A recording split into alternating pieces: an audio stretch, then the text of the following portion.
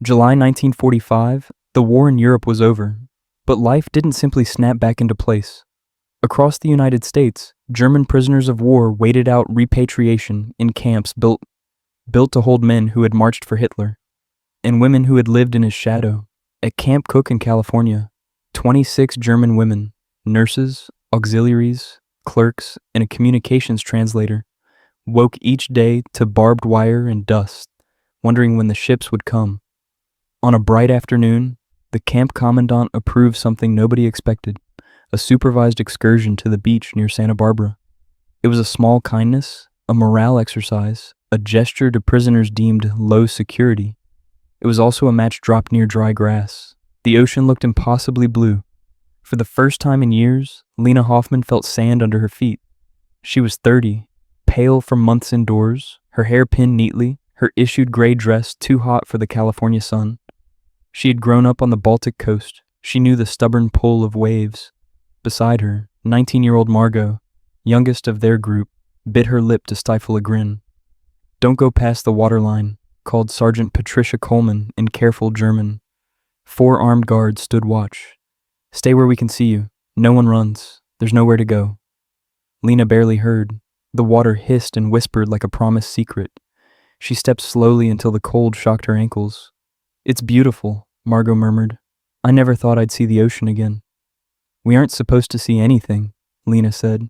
8 months in American custody had taught her the dull ache of waiting for letters that didn't come, for a nation that no longer existed, for a future with no shape. "This is probably a trick of psychology." "Or maybe," Margot said, "they're being kind." "The enemy isn't kind," Lena answered. And yet even as she said it, she knew the difference between policy and a breeze on your skin. The Americans could have left them in barracks. Instead, they had brought them to the edge of the continent. Further down the beach, a cluster of tanned young men waxed surfboards.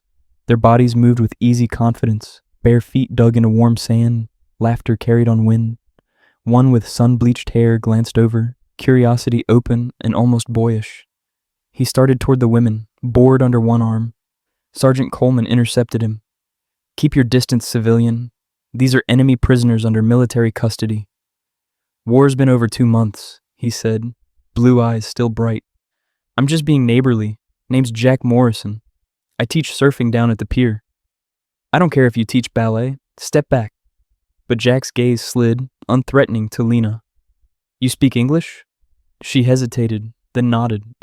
Before the war consumed her life, she'd translated needles of language into thread. "Yes, but the sergeant is correct. We shouldn't be speaking." "Why not?"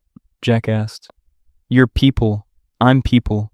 The ocean doesn't care about politics." "The ocean doesn't," Lena said. "The U.S. Army does."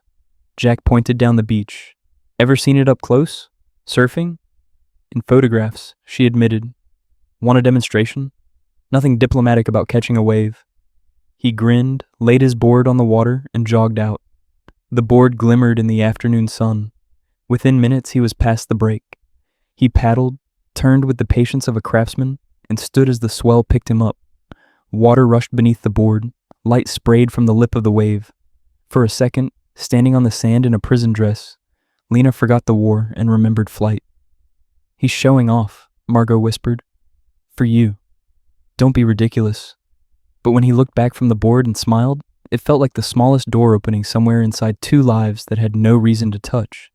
Soon the other surfers joined in, each trying to outdo the rest with carved lines and wobbly tricks. The German women drifted closer, clapping softly as if watching a street performer. Prisoner status slipped for a few minutes, eroded like footprints under foam. "Sergeant," Jack called when he returned to shore, "these ladies must be roasting in those dresses. Any chance they can cool off a bit? Ankle deep. I'll keep my distance." Coleman studied 26 faces that hadn't seen the ocean in years. She blew her whistle, relented. "Ankle deep only. Anyone goes deeper, and we're done." Lifting hymns, squealing when cold water surged higher than expected, they tiptoed into shallows. Lena didn't notice when she went to her waist. The water held her. The rules fell away. Jack appeared nearer. "Feels good, doesn't it?" "You should not be speaking to me." "Probably not," he said easily. "You look like you needed someone to talk to. What's your name? She should have refused. Instead, because the Pacific felt like absolution and the sun felt like anyone's sun, she answered, Lena Hoffman. Well, Lena Hoffman. If you ever want to try surfing, you say the word. Before she could roll her eyes, a different surfer waved eagerly to the group, pantomiming, Want to try? Margot squealed. Coleman shook her head, firm. The surfers persisted. Come on, Sarge, Jack shouted. War's over. Let them have one good California memory. Absolutely not. Security risk. Diplomatic incident. Diplomatic incident? Jack laughed. They're riding waves, not escaping to Mexico. Lena spoke quietly in English. The harm isn't escape. It's optics. We are still the enemy. The enemy doesn't deserve California sunshine and surfboards. Silence settled, heavy as sandbags. Jack's smile dimmed. That's the dumbest thing I've ever heard. And I've heard some dumb things. It might have ended there if 19-year-old energy hadn't broken the line. Margot seized a surfboard from a stunned surfer and paddled clumsily toward the break. Coleman whistled. Guards lunged. Chaos spilled like water from a tilted bucket.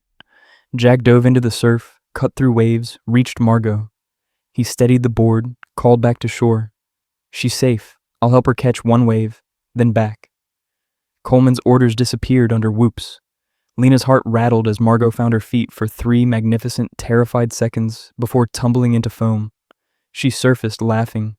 Lena hadn't heard that sound in months. Pure, uncomplicated joy. We're done, Coleman shouted. Everyone out of the water.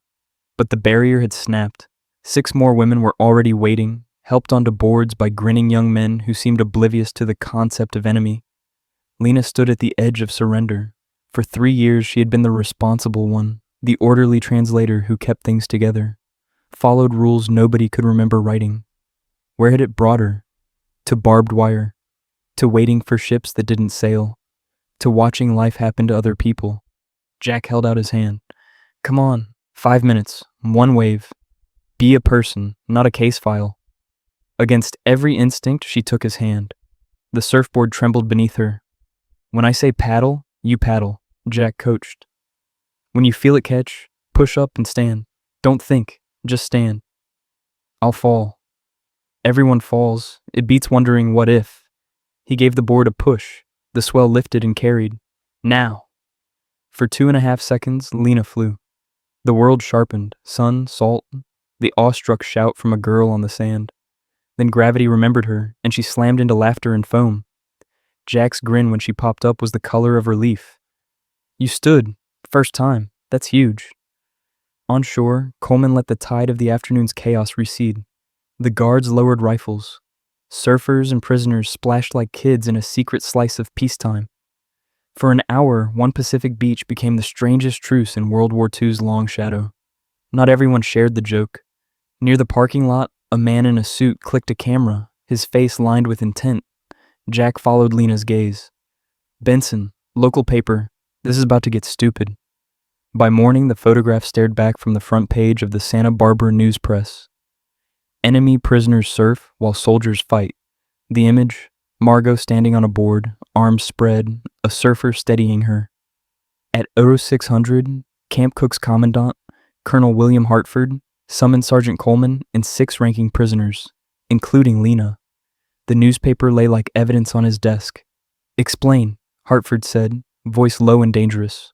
How enemy prisoners end up surfing while American boys die in the Pacific. Coleman's jaw was tight. Sir, the European war ended 2 months ago. These women are non-combatant POWs awaiting repatriation. The beach trip was approved as a morale activity. The surfing was an unauthorized civilian interaction that I attempted to prevent. Attempted? He slapped the paper. 4 armed guards, 26 unarmed women. How hard could prevention have been? Lena stepped forward. Sir, it was our fault. We forgot ourselves. The Americans meant no disrespect to your uniform. Hartford cut her off with a look. I don't care what they meant. I care what this looks like. Washington will care what this looks like. You ladies are a problem. Anti-German sentiment is still high. We can't release you. We can't ship you. Germany's a wreck. So you sit here while editorialists scream we're coddling the enemy. Be advised, yesterday's surfing is ammunition for both sides. That afternoon, Jack showed up at the chain link fence. "I need 5 minutes," he told the guard. "Let me explain. Civilian visitors aren't authorized." Lena appeared at the office window, asking for a moment. The guard relented. Jack's sunshine confidence had been replaced by guilt. "I'm sorry, I didn't think Benson would turn it into a circus. I just wanted you to have one good day." "You showed kindness," Lena said. "The world punished it. That is how things work." "That's not how things should work. Should and are don't speak to each other."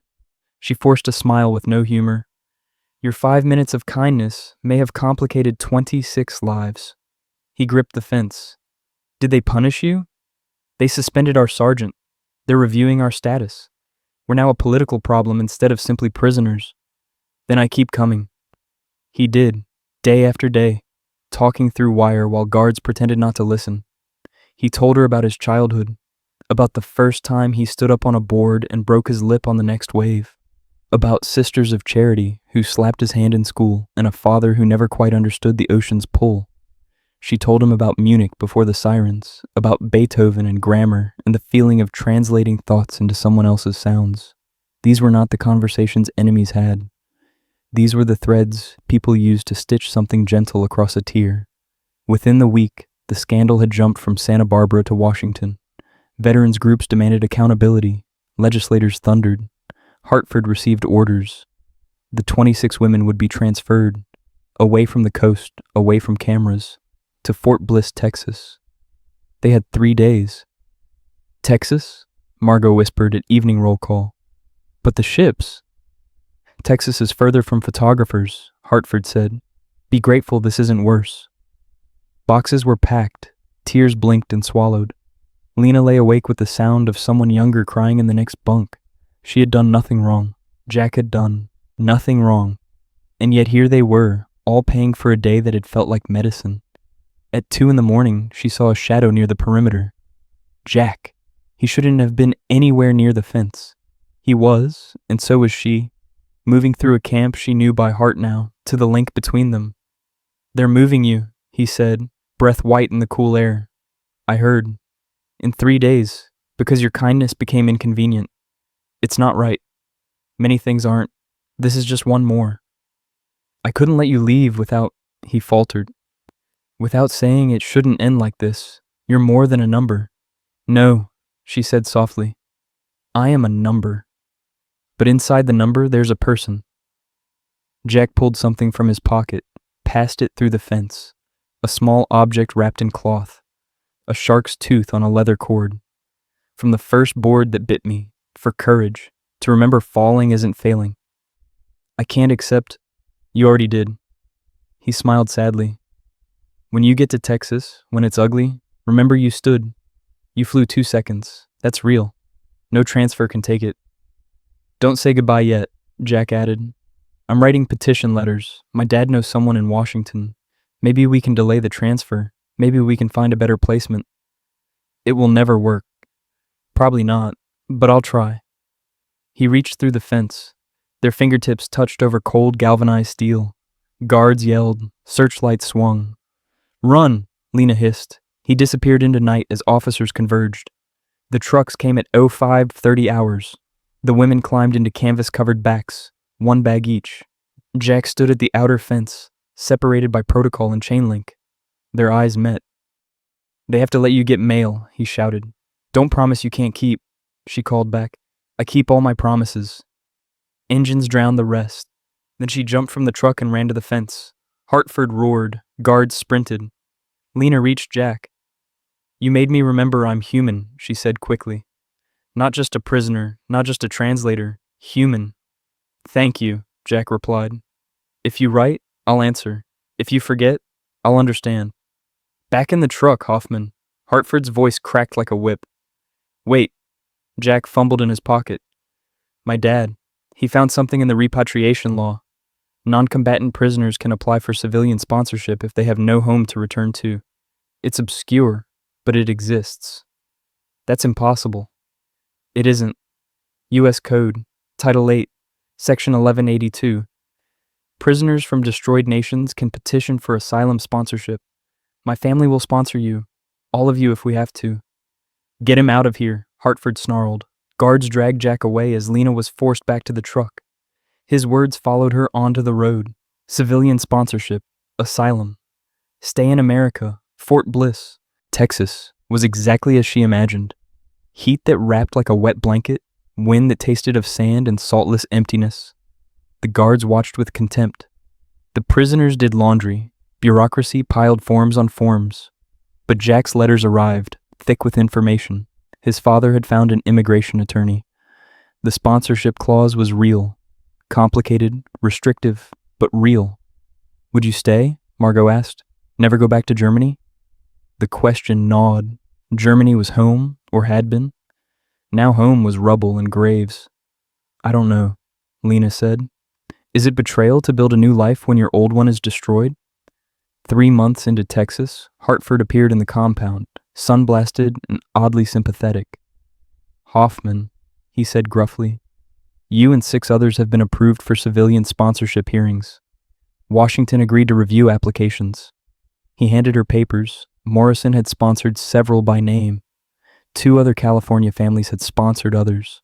For the first time in a year, possibility wore a signature.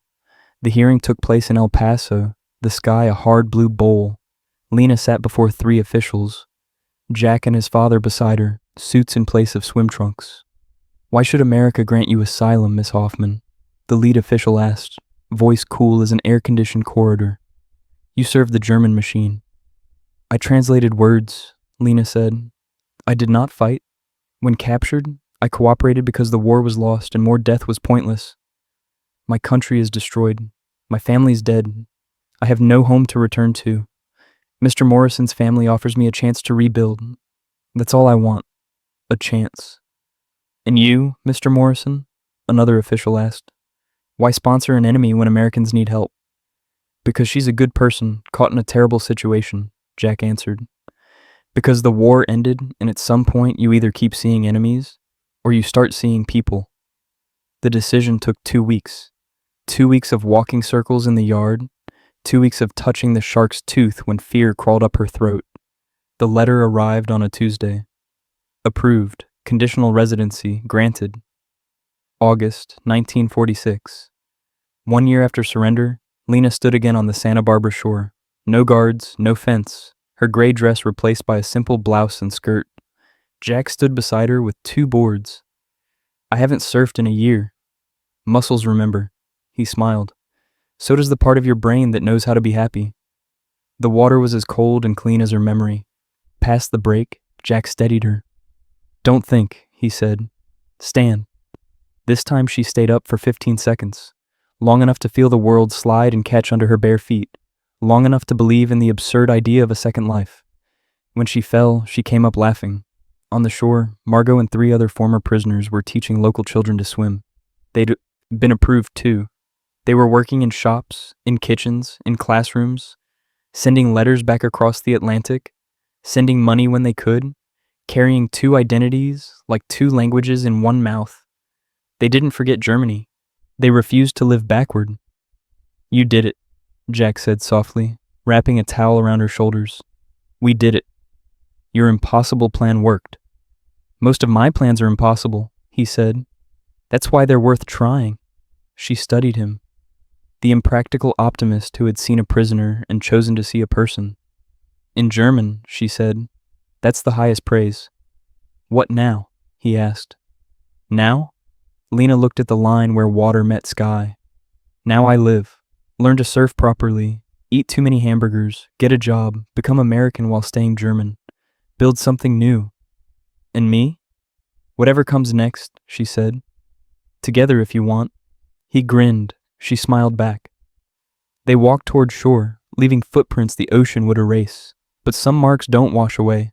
The barreled sound of a wave, the feel of a shark's tooth against your collarbone. The day someone on the other side of a war offers you a surfboard and says, "Want to try?" If this story moved you, share it with someone who needs the reminder that even after our darkest chapters, World War II, internment, loss, new stories can begin. Subscribe for more untold history, from Camp Cook to Fort Bliss, to the forgotten corners of post-war America. And tell us below, when do you think the enemy stops being the enemy?